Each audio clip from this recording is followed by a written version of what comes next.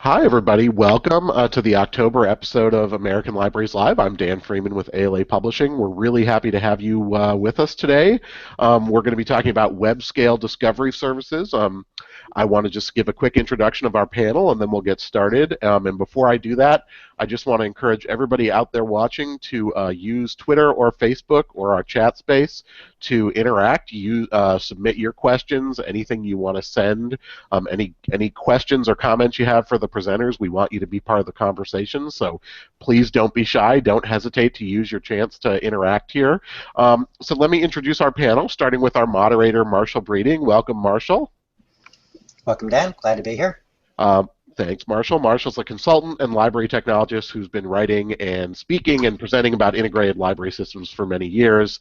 So we're really glad to have him here running the conversation. Next, I want to introduce Margaret Heller. Welcome, Margaret. Thank you very much. And Margaret's the Digital Services Librarian at Loyola University here in Chicago. Next, I'll introduce Kate Stilton. Welcome, Kate. Hi. Thank you. Glad to have you here. Kate is the Electronic Resources Librarian at North Carolina A&T State University. And finally, I want to introduce Ken Varnum. Welcome, Ken. Hello, glad to be here. And Ken is the Web Systems Manager at the University of Michigan Library.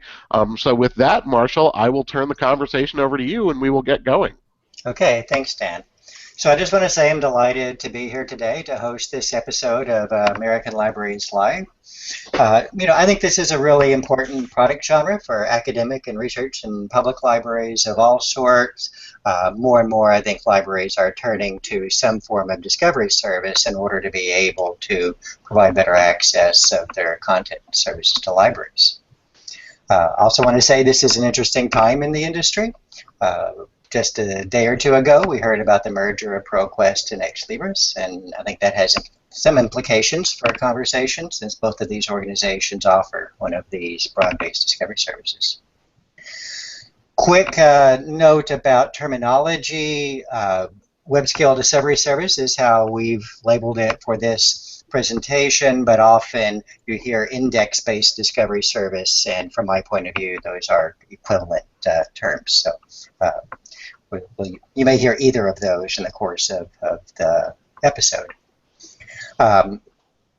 This is a topic of particular interest to me. I've been involved in the Open Discovery Initiative, have done a white paper that was commissioned by the Discovery Delivery Topic Committee of NISO, which has is a good opportunity for me to explore the topic in some detail, and just returned yesterday from an in-person meeting that NISO convened in Baltimore on the future of resource discovery. So really timely topic. So on to today's episode with three librarians who can give us some firsthand perspective on the capability and issues involved in these web-scale discovery services. So first, let's start off with a question for each of our panelists to address. Let's have them each say something about what are web-scale discovery services, why are they important to libraries now, and kind of give us a quick elevator speech that you might give to someone who asks you about web-scale discovery and the implementation of it in your organization. So let's begin with Margaret. Well, thank you. So web-scale discovery is something I think a lot of us have been thinking about for a long time now as we get more and more resources in various platforms and expand particularly in our digital resources, ebooks, e-journals, all those sorts of things that have become more and more prevalent. And the problem is a lot of that stuff is completely invisible to users.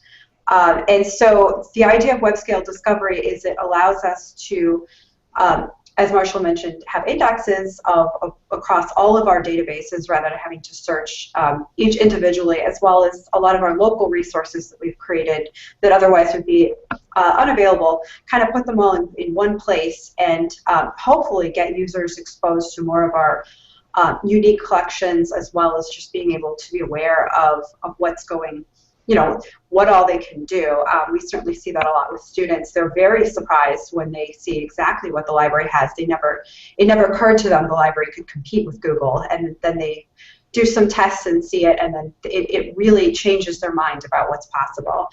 So that's, from my perspective, a big reason that we're interested in web-scale discovery. Yeah. And Margaret, you might mention which one you use at Loyola University Chicago. We've just implemented Primo earlier this summer, so we've just been live for a few months with Primo at Sleepers. Well, Okay, thanks. yeah. Okay, let's hear your point of view on the same question. Oh, me, sorry. I really liked what Margaret had to say, and I kind of bring more of a collections perspective to that question. I spend a lot of time thinking about the significant investment that we make in our licensed content. At my library, that's most of our collection budget. And a lot of that is siloed and undiscoverable. And Discovery gives us an opportunity to search all of those different resources, both broadly and deeply.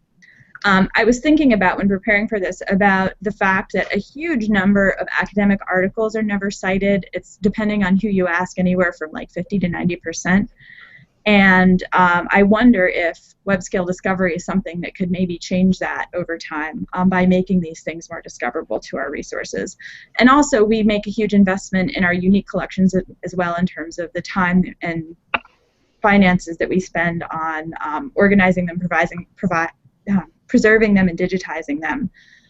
So all of those things are really enhanced by pulling them together with the Discovery service. Mm-hmm. And which one do you use? We use OCLC's WorldCat Discovery. We migrated about a year ago. We were using Summon before that. Mm-hmm. Great. So Ken, tell us about your perspective on the question. I think that the points that have been raised are all very salient points. I take a little bit different view of what a web-scale discovery service affords us as a library. We're a Summon and Aleph combination. We've kept our web scale discovery to be things electronic largely, and our catalog things that are print largely. So we're kind of in a dual mode world. But with the discovery of online materials, I think that the web scale discovery gives us a couple of opportunities that, aside from providing the seamless access to theoretically everything, it lets us learn a great deal about what is actually used, who's using it, how it's being used, and can provide us with a great number of opportunities to integrate something resembling all of our content into other places where before we couldn't very easily, into our course management systems, into research guides or libguides, and other products like that. The other thing that it has been very interesting to see is having web-scale discovery as a service to our user base expose a lot of the problems with our metadata, our vendors' metadata, our direct linking, and has, I think, made for us, and I hope for libraries in general, access to materials globally better, because all of a sudden there's so many more people poking at so many odd corners of licensed content that were never before seen, and making it actively accessible and not just theoretically accessible. Mm-hmm. Right, and some of the things that you said just now kind of lead into the next question as well. So how does the discovery layer work with other layers or components of library service? Does it enhance them? And how might it provide challenges in certain areas? So Ken, why don't you jump back in with a response to that question? Sure. As I noted, we made the decision when we first went with our Summon service. We've been on board for, I don't know, 5 and a bit years, I think it is. So we were a relatively early adopter. And we decided at the time not to mix our bibliographic metadata with our article and other electronic licensed metadata, because at the time we weren't particularly happy with what we saw in other customers' integrations. We found that we had troubles with relevancy and how relevancy worked and how things appeared. So we kept them separate, and we still keep them separate. We've a couple of times have kind of asked ourselves, gee, was that the right decision, and should we change it? And so far we haven't mustered enough enthusiasm for making the change to do that. So we have our local discovery layer for the catalog and our local discovery layer for Summon. Again, we built our own front end to it, so we're not using the vendor's interface. We built an interface in Drupal so that we manage that interface much as we do for the catalog itself.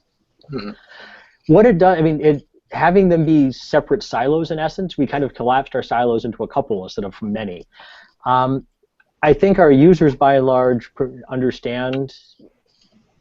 I like to think they understand the differences between what they find in one versus the other, that if they're looking for book-like things, they go in one place, and not book-like things, they go in the other.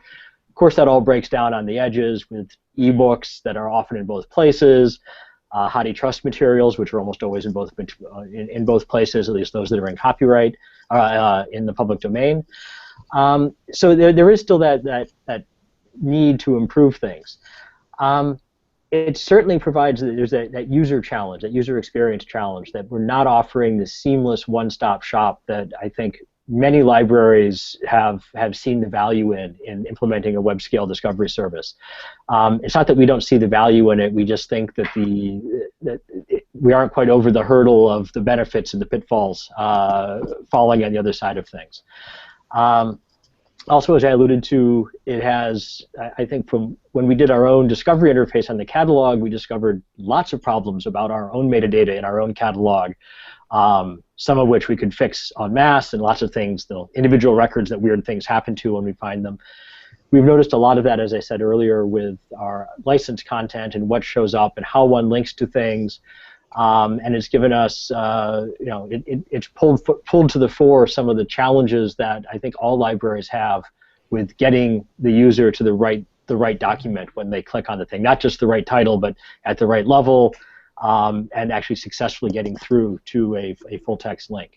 So those are a couple of things I wanted to spotlight here. So you said they use Drupal kind of as the front end instead of the native interface. They often talk about a bento box approach. Do you show kind of results from the book side of things and the summon side of things within the same interface, or are they mostly separate? Our default search is a bento box approach where we show kind of 4 main content boxes on our regular search page. Things from the catalog, things from Summon, as well as databases and library web pages, along with some ancillary services for librarian help, subject specialists, research guides, other materials like that. So that's kind of the default starting point on the library website, which gets the most use. We offer a customized, just search the articles. We call our local brand is Articles Plus for Summon. So just Articles Plus, which functions very much like the Summon native interface does, as well as a native interface to just the catalog, which we branded as Merlin years ago.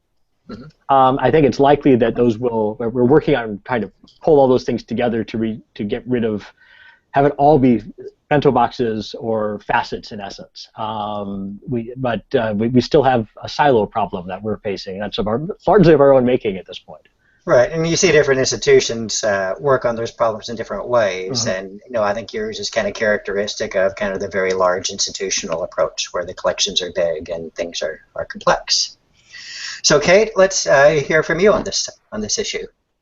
Sure. Well, talking about the silo question, that was really interesting. We 4 years ago, when we implemented Summon, we made the decision to put all of our catalog metadata in Summon, but we also maintained our a separate link to our library catalog, and they both had tabs on our homepage. They were both really prominent, where you could search the catalog through Summon, but we were, in our interactions, one-on-one interactions with patrons, we were kind of directing them to the catalog if they wanted books, and to Summon if they wanted articles, which I think is pretty common.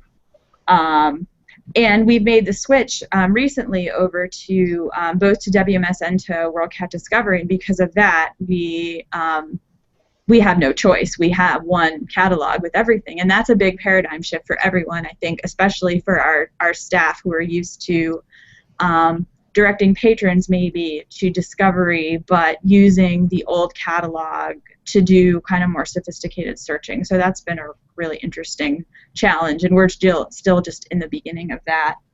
Another challenge for us was I work a lot with knowledge bases in the link resolver, and when we started with Summon, we actually had a contract with EBSCO for a link resolver vendor in our knowledge base. And it kind of didn't make sense for a variety of reasons for us to switch over to Serial Solutions for all of that. So we were maintaining separate knowledge bases, which was a lot of work, and dealing with different metadata from the different providers, which there were a lot of link resolution problems and things like that, which led to a lot of complaints from our users. So so that was a challenge. Another one that comes to mind is the fact that a discovery tool exposes so much, so many resources at once. We had in the beginning, with Summon especially, it would expose a lot of newspaper articles and sometimes flood the search results, and making that in-depth content a little bit harder to find. And those also seem to have the most link resolution problems. So that was another big challenge of how do we handle that? Do we decide? Do we suppress those results? Do we not do that? So there's a lot of there were a lot of decisions around that too. That was another big challenge. So as you moved over to WMS and WorldCat Discovery, have you likewise consolidated knowledge bases, or are you still using multiple ones? Yes, we're all in with OCLC at this point, which definitely administratively makes life a lot easier to only have one, and that's been working out pretty well so far. Right, and I also noted your comment that the librarians are having a problem with it. Do you think the users just adapt to that? Is it more seamless for them, and or is it mostly a librarian issue of this transition? I think our users have been amazingly flexible with all of these changes, because we made a couple changes within the past couple of years, and for various reasons, we've not always made them at ideal times. We actually switched from Summon to WorldCat Discovery last September, which was really not ideal. But our users are, I think, as long as they're able to get stuff when they need it, they've been really flexible about that. It's been really amazing, and I'm really happy for their sake and for ours that it's been a pretty easy transition for them. Mm-hmm. All interesting. So Margaret, your turn to walk us through this topic. Sure. So I think our situation is very similar to Kate's. So Loyola migrated from Voyager for our ILS, and then we had Serial Solutions for our link resolver and knowledge base. We migrated to Alma, and then as a part of migration to Alma, switched to Primo for discovery layer. So we had a very similar thing. It's rather than having multiple systems, we got all the systems together kind of in one go. And we did a lot of testing beforehand before we made any switches. We did have WorldCat Local before, but we were not using it, very much, a little bit, but not as I would say, a true discovery layer. And we decided that it really didn't make sense to have multiple interfaces to maintain a catalog, sort of a traditional OPAC interface type thing, as well as a discovery layer. We really just wanted one place that we could have consistent branding, consistent messaging for instruction and reference service, and then just from point of view of management, just have it all together. And it's been, I'd say it's definitely enhanced our linking between platforms. Is still, of course, we're still migrating in a way, so still not seamless, but it's improved quite a bit when we've now are in one knowledge base to one discovery layer, working together a lot more seamlessly. But it's definitely been a challenge for staff to redo all of their workflows and as well as learn a new catalog. I think for patrons, we gave them some information this was happening, but it's definitely been a learning curve for some of them, but I think most of our students in particular are totally fine with it, have no problems with it. It's kind of they're used to it from other interfaces they've seen. We do find that faculty kind of miss the old OPAC with, again, sort of some of the more advanced searching that was available.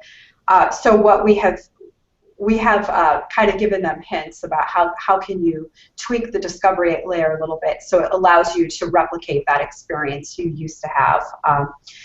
but it's, I would say in a lot of ways, our service overall can be improved because we all are kind of working off the same platform, and I have a lot more knowledge about how the other side works. So I would say the reference department is much more knowledgeable about how the technical services department works now, and vice versa on this. So we found, like, in general, our service level is, I think, very much enhanced by getting rid of all our silos and just going with one thing. Mm-hmm. Yeah, one of the interesting things that you said is kind of the transition from the catalog to kind of a back-end system where the concept of a catalog doesn't really exist, and the discovery layer is the only show. So I've heard a lot of conversation about how that can be an interesting transition for librarians, and you mentioned faculty in particular that are used to that advanced interface for the book collection. So our next topic, let's see, Ken, did you do this one? I think you did, sorry. Forgot where I was as far as the round robin. But so our next topic really has more to do with selection and implementation. So for libraries that currently don't use a web scale discovery service, this process of implementation can be quite a challenge. So I think this is for you to maybe give some advice to libraries that might be in the step of selecting and implementing one of these. So if you are starting from nothing, well, how do you begin? Where do you begin? Where should you turn to for your initial information? And then once you've selected a vendor, what are some of the key challenges that you can warn implementers to expect as they go through this process? Is it in the budgeting process? How does this fit into your existing budgets? How do you train staff? How do you provide training for users? Kind of all of those different issues and topics that come up in implementation. Margaret, you want to get us started off on these thoughts? How would you advise new users to web scale discovery services? Sure. So, I think the first thing is to recognize it should be a lengthy process. This isn't something you should just do kind of, on a whim. Obviously, I don't think anyone would expect that. But one of the main things I would suggest doing is, before you start anything else, if you're thinking this is something you'd like to do down the road, start testing what you have right now. So do some usability testing with your current setup, current users, and try to really know where are the pitfalls in the current situation. Is it people are not sure where to look for certain types of materials, they're not finding things? What are the issues? So once you really have identified what those issues are, I think you can go into it a little more with your eyes open to know what exactly you need to be looking for. And then certainly now there's so many resources online. It's you can do a lot of reading in the literature about different products that different libraries have implemented. So you can get some senses from there of what might work for your institution. You talk to people, do that kind of early research. When we implemented Online Primo, I was not on the initial selection committee, but the nice thing about it was that everyone was invited to give feedback and to attend all the vendor demos that we had. So I think involving the whole staff, even people who you don't necessarily think are going to be interested in it, may very well be, and that's really helpful to feel staff make sure staff feel like they have a voice in the selection process.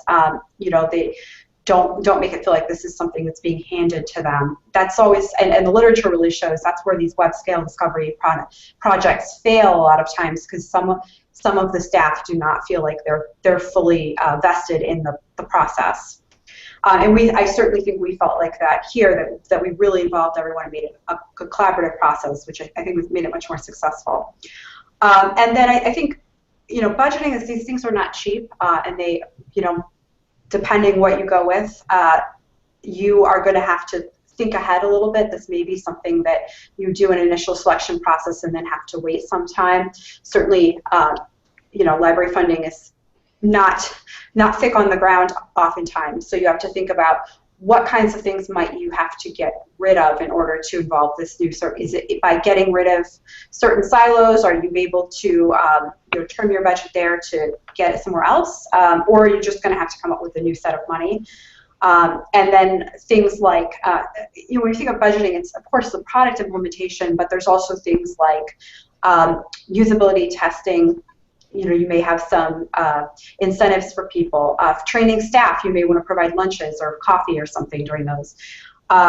When you're changing things for patrons, you'll have to think of what are the different do you have to print some posters and things like that. So that can really add up in additional budgeting. So it really has to be everyone has to be on board and everyone has to be willing to go forward with it. And I think just all along, the one last thing I think about is think about the project management early and often. If you're working with a vendor, they probably will have a project manager working with you, but you will want to make sure that you're doing a lot of internal project management along the way, making sure you're staying under budget, staying on the timeline that works for you, and keeping everything on track. So, it's kind of my perspective from our project we just went through, and it's a lot. It's a big project, but I think it is definitely worth it. But I would say just go back to if you've got nothing, find out what you're starting with, and then move from there. So I noticed that your library went to Alma and Primo kind of together as a package. So did you how much was the discovery a driver in that selection? Did you think about different discovery options? Is this a kind of did you assume you go in with a package of resource management discovery from the same vendor? What was that process like?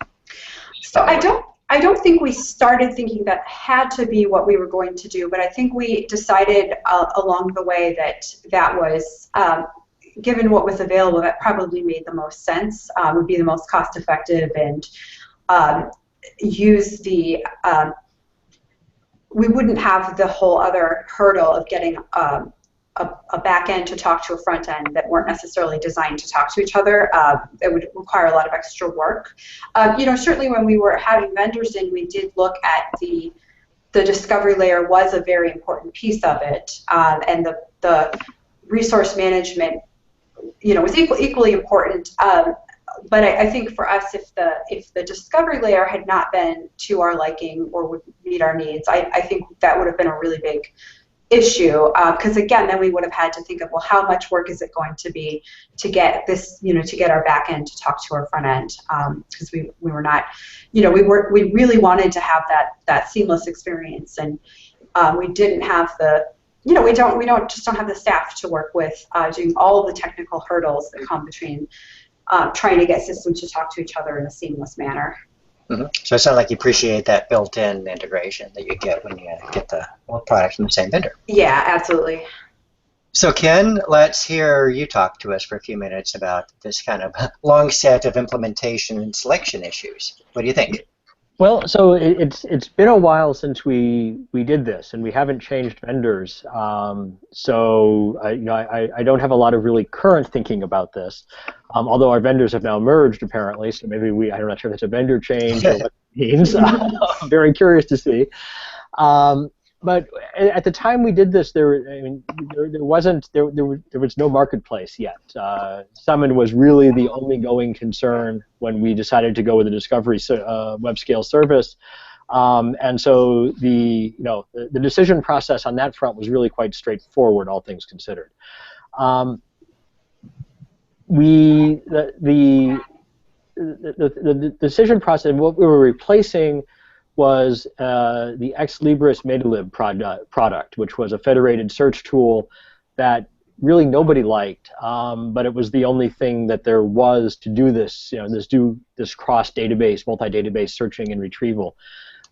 So we knew what we hated about that, which was essentially everything, and we knew what we wanted to solve. We wanted to solve the latency problem. We wanted to solve the incomplete results problem.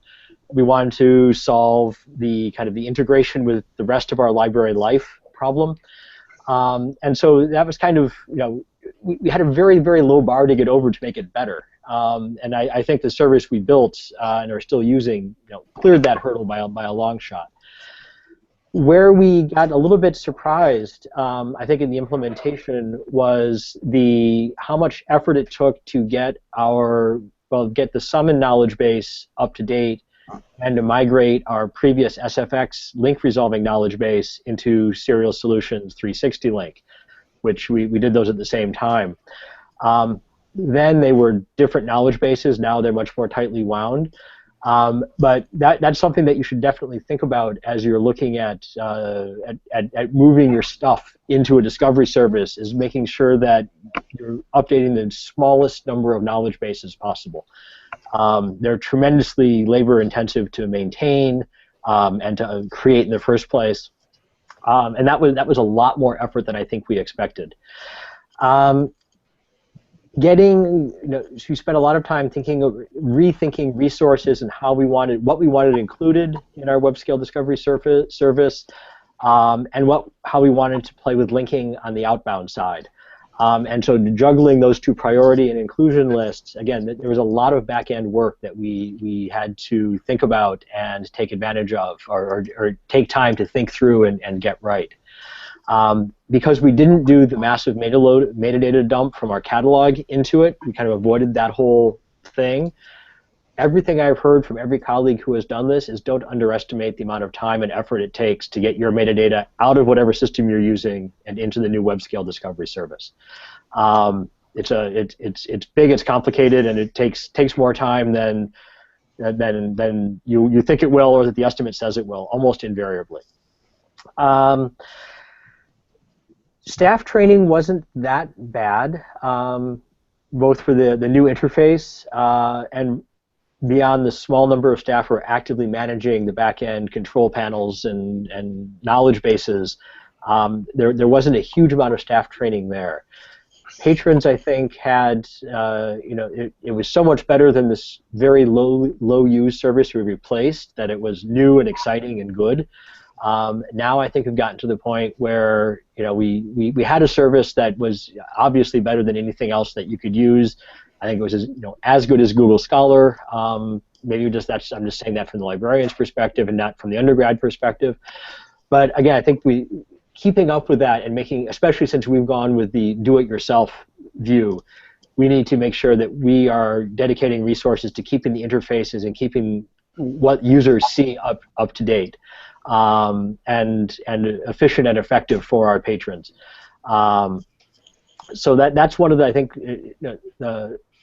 the risks of doing it yourself, if you have the resources to do that in the first place, is making sure that you're able to continue enhancing and developing the interfaces to keep up with user expectations and the open web competitive products.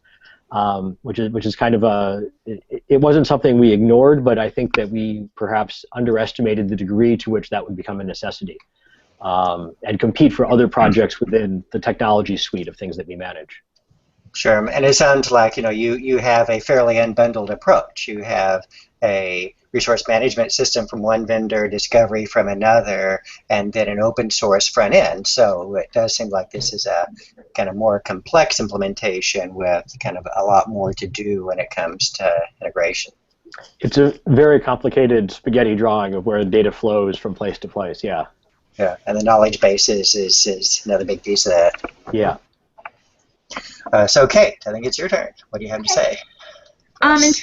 In terms of selection, we did the selection process for the first time back in 2010, and Lake Michigan, we were replacing a federated search product that nobody was particularly happy about.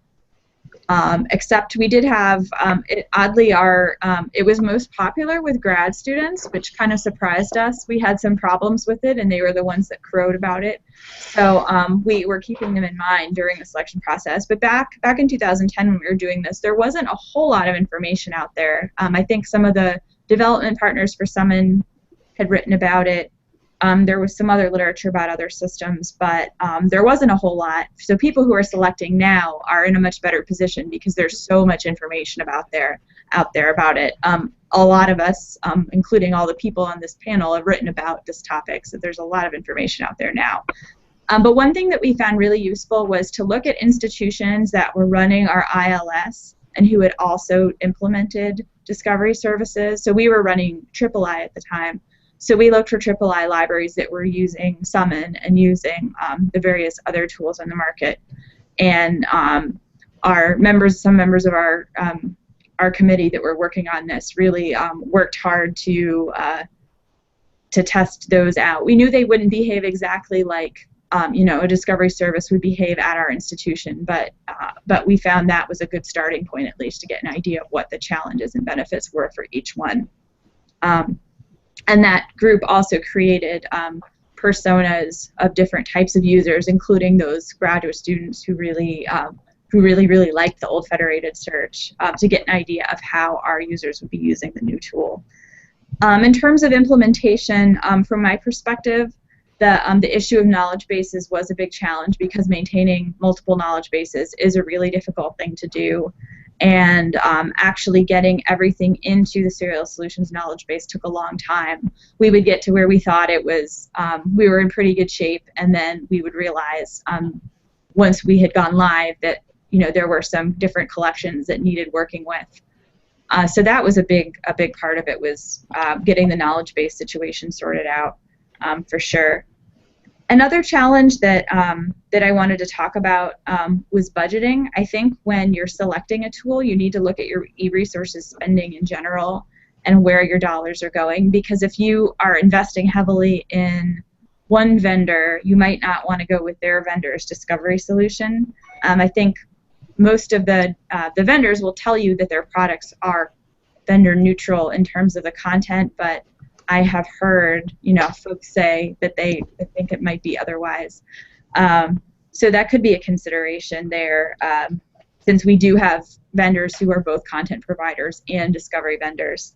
Another budgeting issue is being able to articulate the value of the discovery service and why it's important.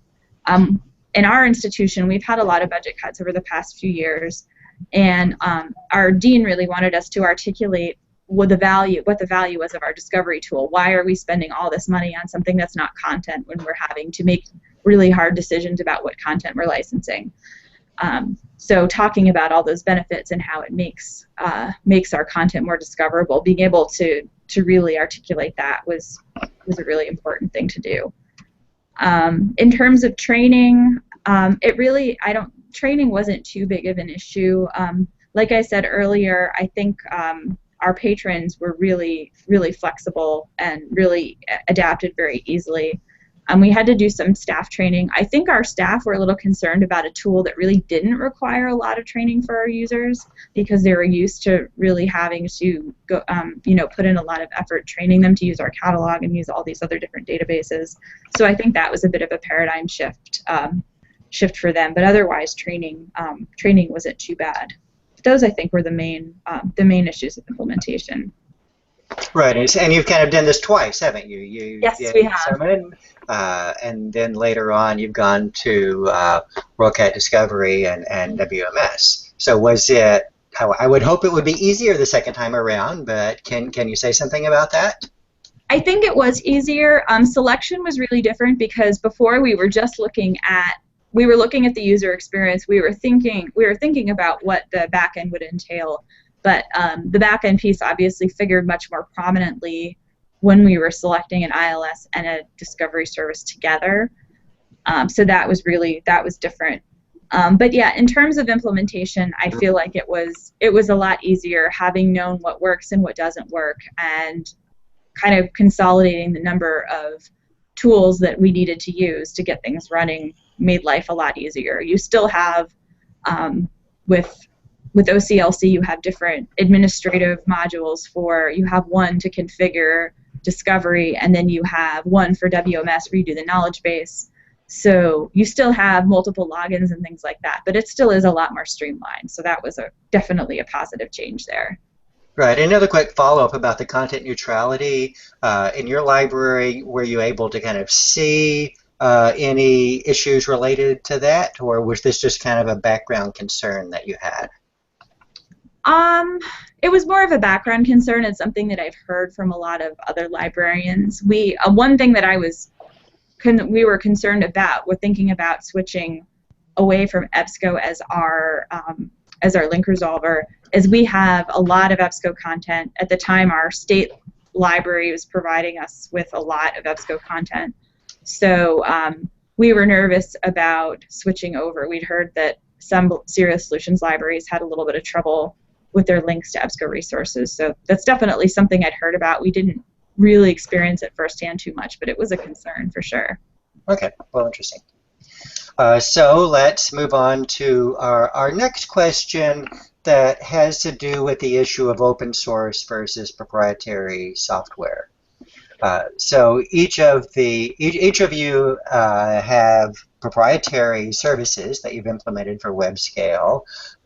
There's an open source front end that University of Michigan is using that Ken has mentioned. But this is a kind of interesting issue that comes up a lot. So can you provide a quick explanation of this kind of dichotomy between open source and proprietary services, and what are some of the pros and cons that you've thought about, and how one choice might fit some kinds of institutions more than others? And so Ken, look to you to start the conversation. You have some experience on the open source interface side since you're using a Drupal front end. So why don't you get us started on this topic? Sure, I'd be glad to. So when we were thinking about how to implement this, we really were thinking very much about the integrations of essentially article discovery with the other aspects of our library website. And we were in a fortunate position where we had the developer staff to be able to work on it, use the API, and to actually build a Drupal module for the front end. The advantages, I still think there are a lot of advantages to doing that. I've mentioned a couple of the drawbacks in previous conversational topics this afternoon.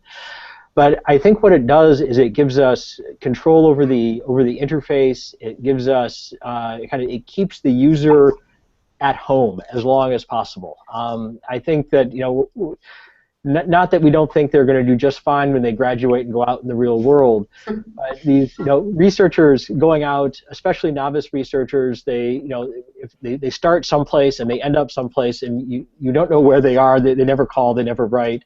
And this way, at least we can kind of control and observe through analytics the actions they're taking throughout their research process, and provide things like problem reporting links. Again, something that is much more easy to do now in hosted interfaces than it was 5 years ago, but to be able to capture information about the citation and the search they did when they say, this didn't work for me. We actually know what they did, or where they were when the problem happened, which is unlikely to happen in an actual interaction with a librarian. I was on this page and I clicked this link and it didn't work. Can you help me? That's a common bit of feedback that we get.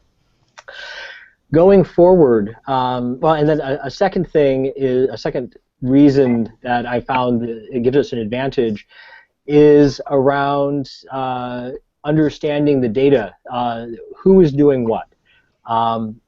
We have not done a lot of this yet, but we have the opportunity, because the interactions all take place at the on our library website, to understand a great deal more about what kind of student or what kind of faculty member, what kind of researcher is interacting with the system, and how that interacts with the broader campus ecosystem. Michigan is one of many universities that's exploring and investing in learning analytics very broadly, trying to integrate interactions that students have across the campus to understand how education is working, how we can improve the learning experience. And having all the data that we can locally helps us at least understand the context of those questions. That was not necessarily in our minds years ago, but I think is something that is, as universities and institutions try to understand better what their patrons, what their user communities are doing, is a strong argument in favor of taking that extra step to doing your own interfaces. The negatives, as I alluded to, you built it yourself. It breaks. You fix it yourself. It's on your own timeline to fix it. the big problems obviously get fixed really quickly, but the little things sometimes slip farther than they should. I don't know if it slips farther down our own internal to-do list than it does down the vendor's to-do lists, but that is something that you take on the whole responsibility. It's free as in kittens, not free as in beer, which I think is easy to forget. Indeed. So before we go on to Kate, I'll note that we've got about 15 minutes left in the broadcast. I'm watching Twitter, so for those that are listening in, if you have questions you want me to pass on to the panelists, please chime in. That said, Kate, I'm interested in your perspective on this kind of open source versus proprietary discovery service. Sure. Well, I don't have a whole lot to say on the topic because for us, open source just really wasn't an option. We don't have a developer in the library. We don't have a whole lot of access to a developer at the university IT level. So it really wasn't a viable solution for us. We really needed something that we could implement pretty much out of the box. So we didn't really investigate them, and yeah, we certainly didn't look into them very much. So I really don't have a whole lot to say on that topic. Okay, but it sounds like that from your perspective, open source does require more kind of technical expertise in programming that you had, which is which seems to reflect a certain choice that has to be made because of that.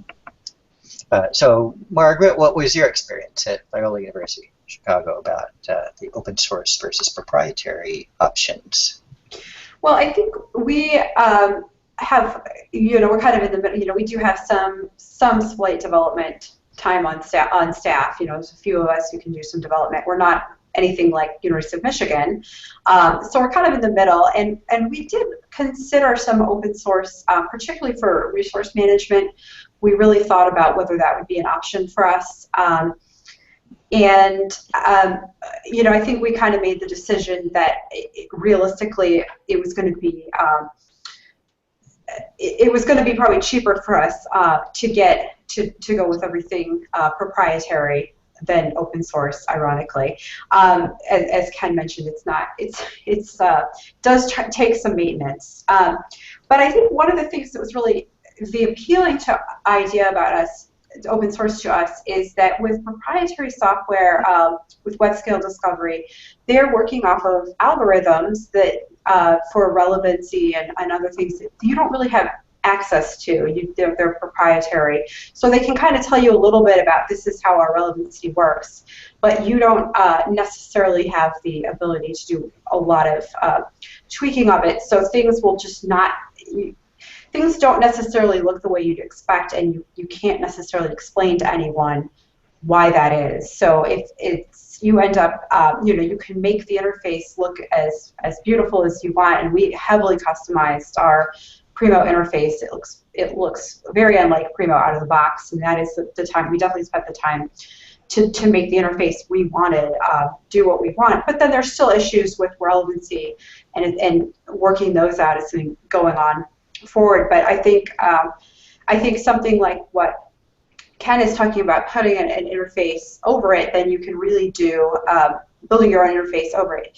You have opportunities there to do some more customization that are that's great. But I think again, it still is having the local expertise to make that happen, because there's not a vendor who's necessarily sitting there doing it. So I think one potential thing to look forward to is, as open source products, if you can get help with hosting those or with developing those and contracting that out, then that might be a way that you can kind of get the best of both worlds. But again, it's very resource intensive either way, no matter which you go with. So I think you kind of have to think about what ultimately is going to work best. And I would say for institutions that have maybe a lot of very specialized content that needs to be displayed or dealt with in a way that a proprietary solution might not handle it the best, that might be that those institutions would really need to look into open source solutions for discovery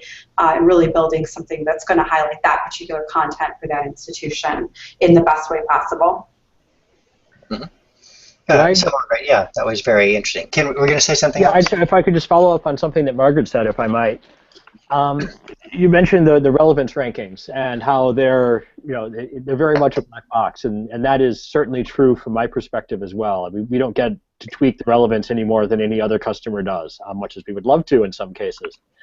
But one of another initiative that Marshall mentioned his involvement in earlier that I've also been involved in is the Open Discovery Initiative from NISO, which is an effort to build a set of best practices that content providers, people who are providing metadata or full text to discovery services, and discovery services would agree to share some information about, broadly speaking, what each contributes to the whole. So what metadata elements are contributed by various products to the discovery service, what they index, and then what they return, and what do they make available to you as the library. That may not help you figure out just why this citation is the 47th when it really ought to be the 19th, gosh darn it. But it does help you understand how the whole system works across vendors. And you can start as a librarian anyway, to start to see what is going into the giant indexes and how it's coming out, and understand some of that. So anyway, I just want to put a plug in for that effort. I think it's still in its early stages of disclosure, but I think it's very valuable. Yeah, ask hard questions of the vendors. I would say that's the key. Yes. Yeah. And the thing I would mention in the kind of open source topic is that there are a variety of open source front ends. There's Drupal, which Ken has mentioned, which can serve as a front end, and then there's Blacklight, kind of a Ruby framework for creating a front end interface, and ViewFind, a PHP framework. But so far, there's no open source, open access discovery index itself. These things are comprised of billion or so items that are all indexed, and I'm not aware of any kind of broad-based open access platform like that. So most of the open access implementations are dealing, if they're doing article level discovery, with one of these proprietary back-end index platforms. So I don't see any questions coming in from Twitter yet, so let's go to the last question that we had planned anyway. So let's look to the future. What do you see as the biggest changes coming down the road as a result of web-scale discovery services? And what will library services look like? And how will they be different 5 years from now? So Margaret, do you want to take us through that to begin with? Sure. I think as a result of web-scale discovery, I think we all certainly hope that here that a lot of our resources that maybe weren't used as much are going to get used more, are going to be discovered more by people. And so in that case, we certainly hope that that will increase usage and help students certainly. But I think also it helps us maybe make our collection development decisions a little bit easier in some ways. We can have more in the way of analytics about what's being used, what's being requested, what's being checked out, what links are being clicked on. Having all those analytics in one place, I think, helps us make better decisions about what kinds of materials we should be improving our collections in, all those collection development decisions. And I also think I think the changing vendor landscape is certainly going to make a difference, I think, to how all these tools work together. We certainly found that the content neutrality is, I believe that the vendors are attempting to be content neutral, but the linking between platforms is still really troubling in a lot of cases. Vendors will kind of disagree on which one sent the bad open URL request, and you can't, it's like at the end of the day, the patron still couldn't link to the item. So I think some of those issues have been between, certain vendors that are now merging. So it'd be interesting to see if some of those linking problems can be resolved better. But I think that's something it's still not perfect, it's still not seamless, it's still not automated. So I think as those things evolve, we're hoping certainly that the experience gets better. I also think just with e-content in general, seeing how that changes, I don't see that we are going to be switching back to a world in which we have a lot of print serials, but print books I think is still going to be a really important thing going forward. And certainly even with online journals, I just had a student say to me the other day, I just really prefer the print copy, which as an undergraduate, sophomore, I was shocked to hear that, but she really, the idea of clicking on a database link was uncomfortable to her. She wanted something physical. So I think we have to not discount how physical materials look in these in web scale discovery, and how you can get better indexing, but does it help people actually get the physical items they need as well? I really don't think that's going away with ebooks in particular. Okay. So Kate, what's the future? Sure. Well, I'm thinking of this from the perspective of being now an OCL library, and it seems like a huge number of libraries are moving into WMS and thus using WorldCat Discovery.